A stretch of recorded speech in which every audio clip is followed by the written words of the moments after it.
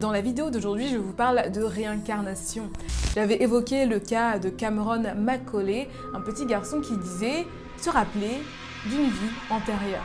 Cela serait le cas de Cameron, un petit garçon de 6 ans qui vit avec sa mère Norma. Il raconte une curieuse histoire, celle de sa propre enfance qu'il aurait déjà vécue à Barra, une île où il n'a jamais mis les pieds, à 400 km de sa maison. Can the dead be reborn? Is there life after death? This little boy believes there is.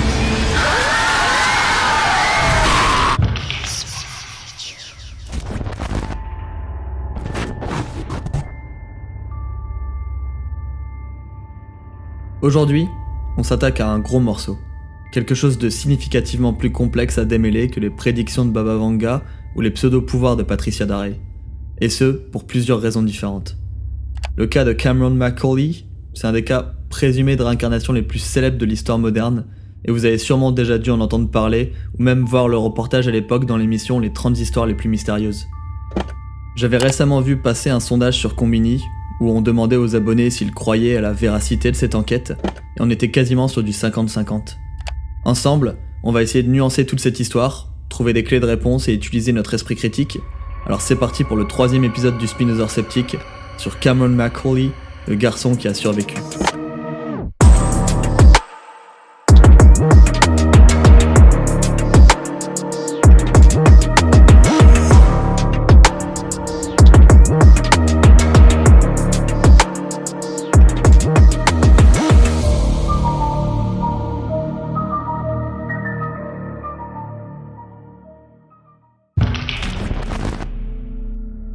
Notre récit commence en 2006 avec le reportage The Boy Who Lived Before de la série Extraordinary People, une émission britannique qui mettait en avant des personnes extraordinaires, dotées de pouvoirs surnaturels ou alors de conditions médicales extrêmement rares.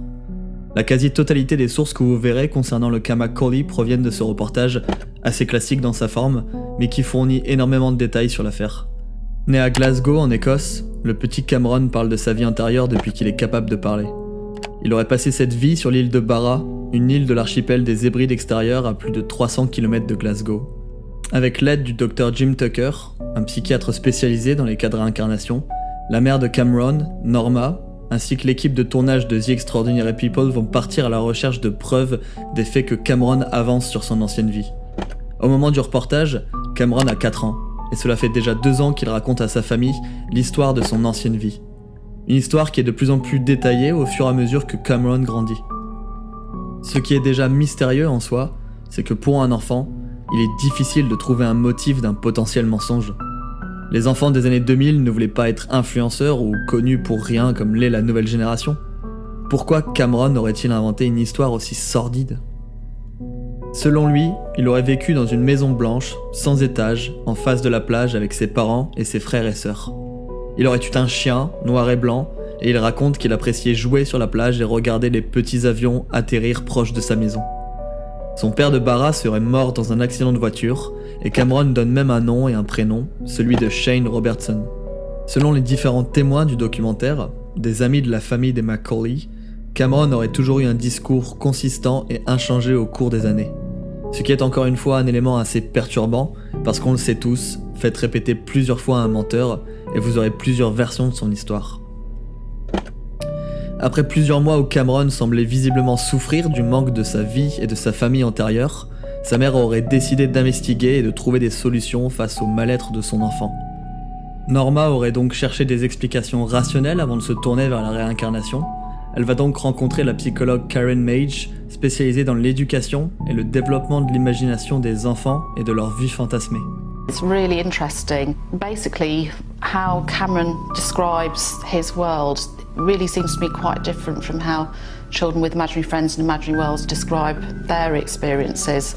Comme on a pu le relever plus tôt, l'alibi est difficile à trouver ici. Et comme le souligne la psychiatre, on est quand même loin de l'ami imaginaire ou de la vie fantasmée d'un enfant de 3 ans. C'est alors que le Dr Jim Tucker s'intéresse à l'affaire qui semble prometteuse. En effet, le nom de la famille étant connu et le territoire de recherche étant limité à la petite île de Barra d'à peine 1 millier d'habitants, ça facilite grandement les recherches de preuves factuelles de l'ancienne vie du petit Cameron.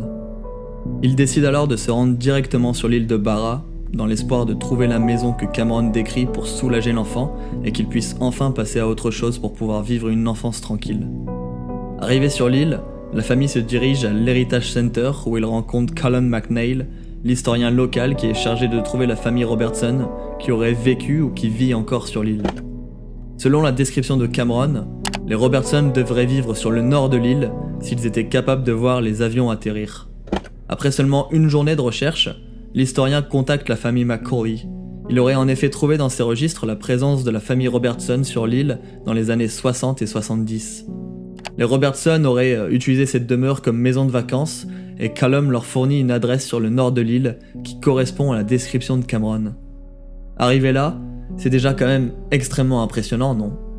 En partant des histoires d'un enfant de 4 ans, les enquêteurs ont réussi à trouver en une seule journée la maison qui correspond à la description de Cameron et qui appartenait à la famille Robertson. Et une fois sur place, le jeune Cameron semble bouleversé et extrêmement silencieux. Comme si voir la maison pour de vrai lui permettait de faire le deuil de son ancienne vie. Un moment marquant enregistré par les caméras de The Extraordinary People. De retour à Glasgow, il rencontre Ruth Boren, une généalogiste qui va investiguer sur la famille Robertson. Une famille qui venait également de Glasgow et qui a détenu la maison pendant plus de 20 ans.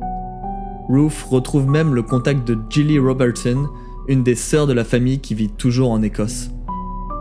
Cette dernière accepte même de rencontrer les McCauley et leur donne plus d'informations quant à cette histoire qui vient de nouveau corroborer des propos de Cameron.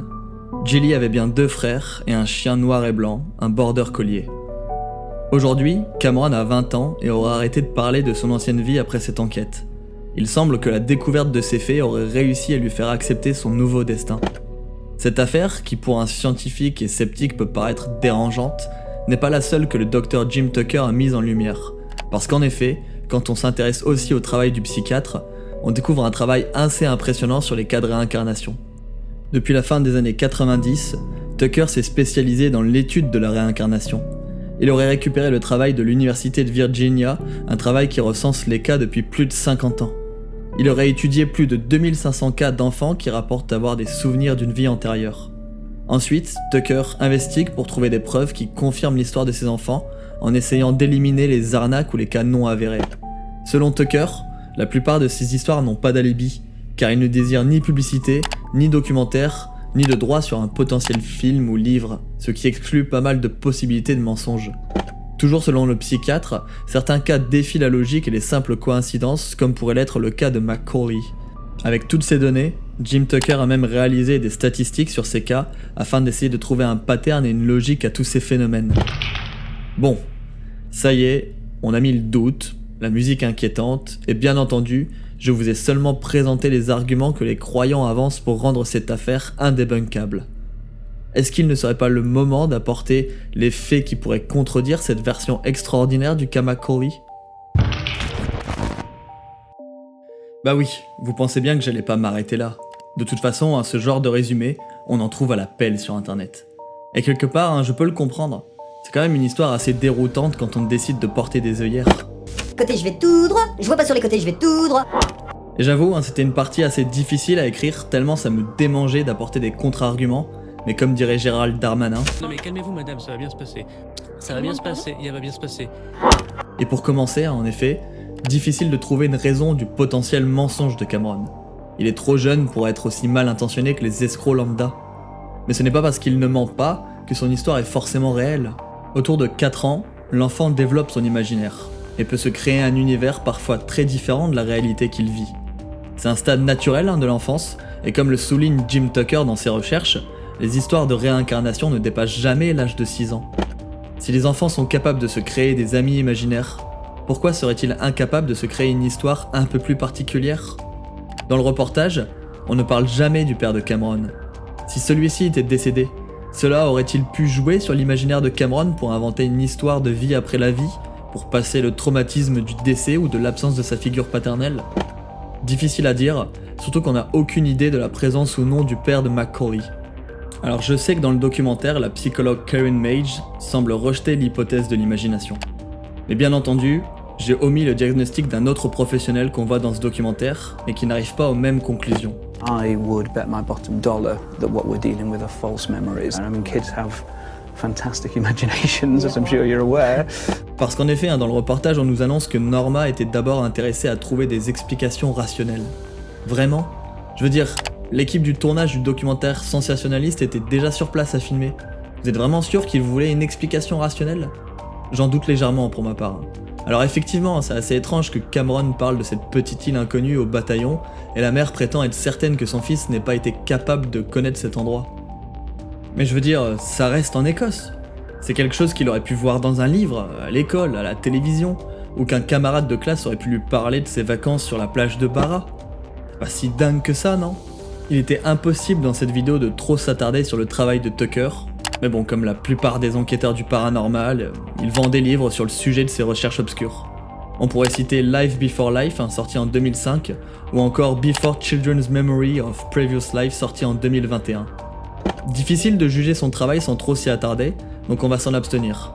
En revanche, je trouve ça très intéressant de tenter de creuser le sujet de manière sérieuse pour trouver des réponses concrètes à des questions qui peuvent paraître saugrenues, donc pourquoi pas ? Le souci que j'aurais avec lui, c'est surtout sa méthodologie et son manque de partialité qui me dérange.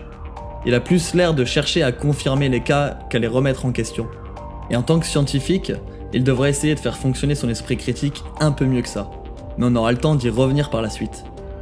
L'enquête a forcément été orientée avec le Dr Tucker et la production du documentaire, c'est indéniable. Mais ça n'enlève en rien aux affirmations de Cameron qui se sont avérées correctes, non ? Bon, l'île de Barra, c'est pas impossible qu'il en ait entendu parler. Mais alors qu'en est-il de la maison et de la famille Robertson ? Ça fait beaucoup de bonnes réponses pour juste être des coïncidences, non ? Bon, déjà, la maison blanche qui donne sur la plage, c'est loin d'être aussi particulier sur l'île de Barra. D'ailleurs, c'est même un fait qu'il relève dans le reportage.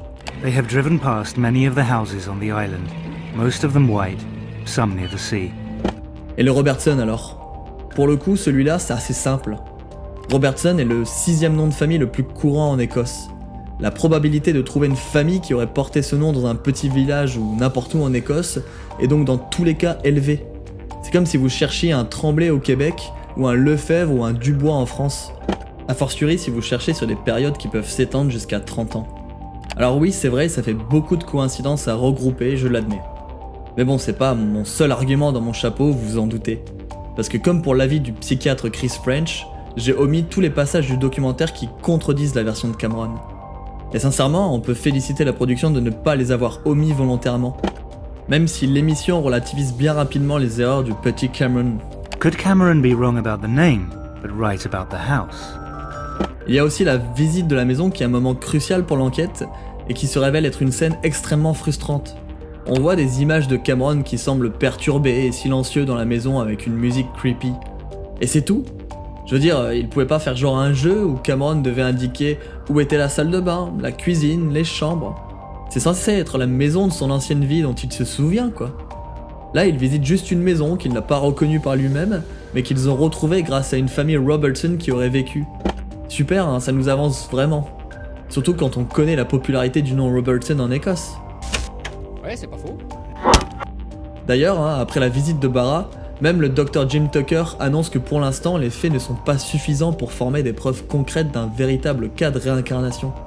At this point, the investigation remains inconclusive. Et pourtant, les pires erreurs arrivent maintenant.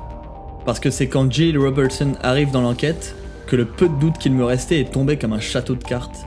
But what about the name of his Barra father, Shane Robertson? Well, certainly there aren't any Shanes in our family. There were, one of my uncles was called James. Now, Seamus, James, you know, that's quite a common connection. One of my cousins is also called James, but certainly not Shane. Ok, c'est peut-être James au lieu de Shane. Ouais. Ça pourrait être Bora au lieu de Barra, et Jameson au lieu de Robertson, alors non ? Vous avez compris l'idée, avec ce genre de raisonnement, plus rien ne tient la route, et on peut tout remettre en question sur la prononciation. Enfin, visiblement, dans le reportage, ils préfèrent mettre en question juste ce qui va à l'encontre de la thèse de la réincarnation.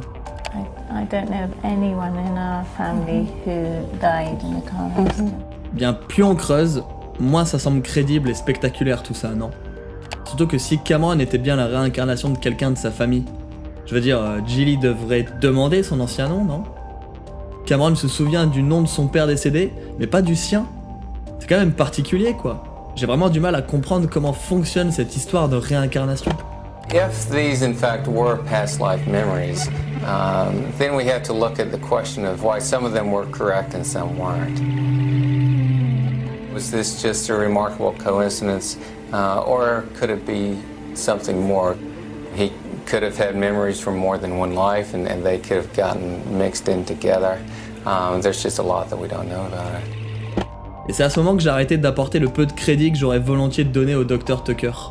Parce que si c'est ça pour lui, une logique scientifique basée sur les faits et les preuves, je crois qu'on n'a pas besoin de lire ses livres. Mais bon, que ça vous surprenne ou non, c'est pas l'explication la plus folle que j'ai pu voir sur cette histoire. En regardant une vidéo sur le cas Cameron Macaulay, j'ai trouvé un commentaire assez intéressant qui disait que Cameron n'était peut-être pas un enfant dans sa vie antérieure, mais peut-être qu'il était le chien. D'abord parce que Cameron disait souvent qu'il avait dormi avec différents membres de la famille, voilà, dans la maison, il tournait un petit peu dans les chambres, et puis Cameron se rappelait toujours de choses très particulières, dont un chien pourrait se rappeler, comme la cheminée, et puis ça expliquerait aussi son décès prématuré. Ouais, dans les croyances, tous les arguments sont bons pour corroborer la version de la vérité à laquelle on a envie de s'attacher. Je pense qu'il est grand temps de conclure. Je le concède, certains faits de cette histoire sont impressionnants, et si l'hypothèse de la coïncidence est la seule valable, c'est quand même assez extraordinaire pour le coup d'avoir bon sur tous ces points. Cependant, on ne peut pas juste accepter les informations correctes et leur donner énormément de poids et de crédit, tout en rejetant d'un revers de la main les erreurs qui se glissent dans ce récit. Surtout qu'elles ne sont ni légères ni minoritaires.